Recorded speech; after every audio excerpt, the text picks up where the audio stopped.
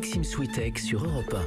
C'est une nouvelle question très sensible à laquelle le gouvernement s'attaque. Dans le cadre de la réforme des retraites, il a prévu de modifier le système des pensions de réversion. J'en rappelle le principe, un veuf ou une veuve peut cumuler sa retraite et une partie de celle de son conjoint disparu. A priori, Olivier Samin, cette règle-là, elle sera toujours valable. Mais avec la réforme, le gouvernement prévient, certains pourront toucher plus, tandis que d'autres pourraient voir baisser la pension qu'ils touchent. Oui, alors l'idée à laquelle réfléchit le gouvernement, ce n'est pas effectivement de supprimer le système des pensions de réversion, mais simplement de l'harmoniser dans la logique de ce qu'il veut faire pour l'ensemble du système de retraite, puisque rappelons-le, dans son programme de candidat, Emmanuel Macron a promis d'instituer un système plus juste pour que chaque euro cotisé procure à l'avenir les mêmes droits, quel que soit le secteur d'activité dans lequel on a travaillé. Alors harmoniser les pensions de réversion, pourquoi ? Parce qu'aujourd'hui, il existe en France 13 systèmes de réversion différents. Selon que vous êtes du public ou du privé,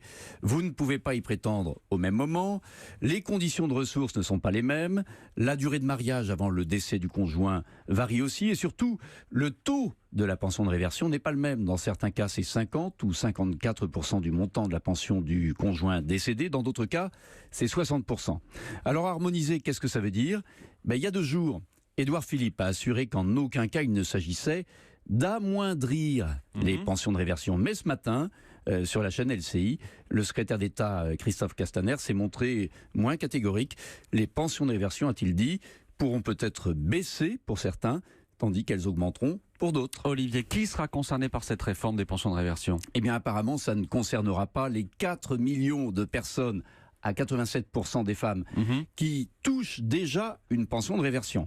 La réforme vise l'accès aux futures pensions de réversion, c'est-à-dire celles qui seront accordées à des personnes qui n'en bénéficient pas aujourd'hui, et ça une fois que la réforme des retraites sera entrée en vigueur, sachant que cette réforme va être le gros chantier social du début de l'année prochaine. Olivier Samin, alors écoutez la réaction de Philippe Py, le secrétaire confédéral Force ouvrière en charge des retraites. La parole gouvernementale n'a pas beaucoup de poids, puisque Mme Buzyn avait dit qu'il n'y aurait pas de nivellement par le bas. Et donc, si M. Castaner explique maintenant qu'il va y avoir des baisses, ça veut dire qu'il y aura un nivellement par le bas.